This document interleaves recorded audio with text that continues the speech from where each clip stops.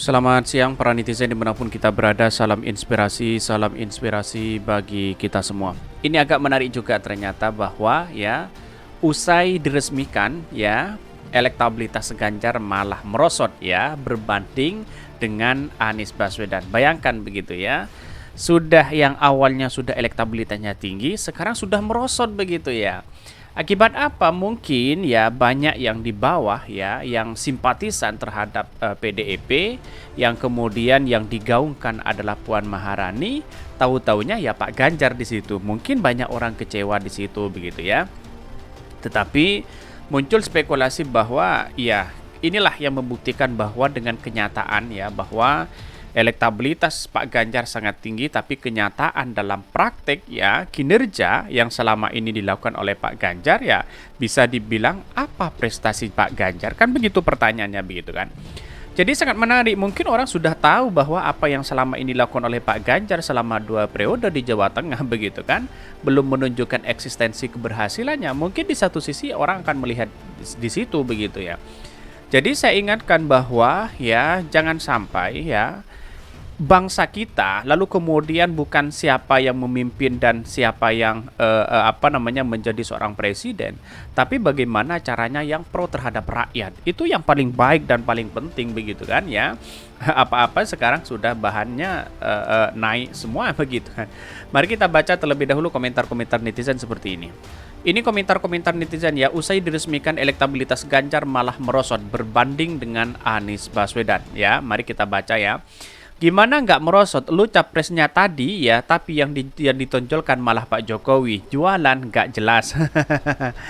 Bahkan ya pollingnya kalah jauh dibandingkan dengan Anies Baswedan begitu ya. Bahkan bisa dikatakan bahwa Anies Baswedan sangat luar biasa membangun di Jakarta, padahal itu 1 periode ya. Itu ada survei abal-abal yang mengumumkan elektabilitas Ganjar meningkat pesat. Kita masyarakat tidak sebodoh itu. Ingat ya, baik-baik. Bela GP atau Ganjar Pranowo dia di Tenggarai akan meneruskan kebijakan menggunungkan utang untuk melanjutkan proyek-proyek Mercusuar ya, rapuh yang tidak membawa manfaat langsung ya bagi masyarakat luas.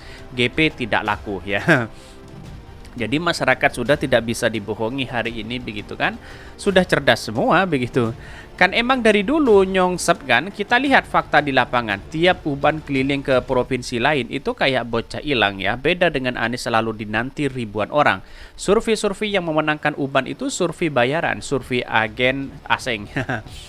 Jadi saya kira survei-survei ini tergantung siapa sponsornya begitu kan ya. Kalau sponsornya calon presiden tertentu, maka kemudian ya dialah yang menjadi elektabilitas tertinggi begitu. Tapi bagi kita praktiknya bisa saja nol begitu ya. Bahkan dia mengatakan rakyat sudah muak dengan capres ya, harus tunduk ya kepada partai. Ini kan sudah dialami oleh rakyat selama 2 periode ya.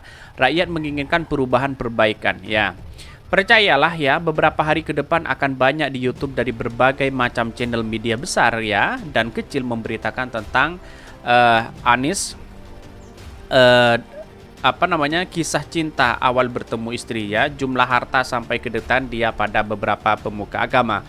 Serendah ngapain elektabilitas dengan Ganjar? Sudah dipastikan menang dan Ganjar diem. Merem, gak usah safari politik pun juga pasti akan menang ya.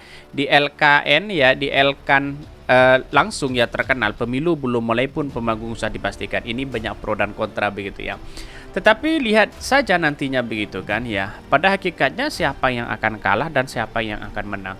Jadi orang akan melihat sosok Ganjar seperti apa, yang melihat Pak Prabowo seperti apa, melihat Anies seperti apa. Tapi satu-satunya masyarakat kecil ya, rakyat biasa yang menjadi calon presiden yaitu adalah Anies Baswedan, bukan Pak Ganjar. Pak Ganjar adalah sekarang menjadi gubernur, kalau dia berani ya keluar dong dari gubernur begitu, apalagi Pak Prabowo jadi menteri begitu ya.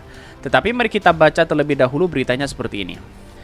Ini beritanya ya, usai diresmikan elektabilitas Ganjar malah merosot ya berbanding dengan Anies Baswedan. Ini dikutip dari Gelora ya. PDIP Perjuangan baru-baru ini mengumumkan jagoannya yang bakal maju di Pilpres di 2024 yakni Ganjar Pranowo. Namun elektabilitas Gubernur Jawa Tengah justru merosot di hari yang sama dengan deklarasinya. Bahkan hal ini terungkap dari hasil polling di media sosial Twitter yang dibuat oleh ILC Talkshow pada hari Jumat ya. Bahkan setelah PDP Perjuangan mengumumkan Ganjar Pranowo calon presiden kalau pemilu diadakan hari ini, siapa pilihan Anda? Cuit akun itu seperti dikutip suara.com ya.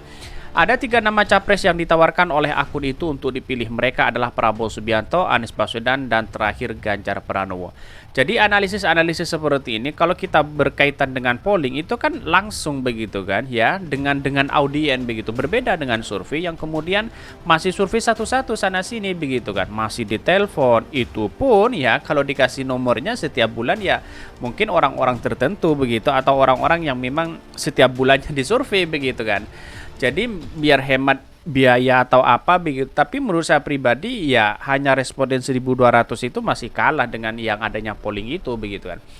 Jadi itulah demokrasi kita harus akui itu begitu ya.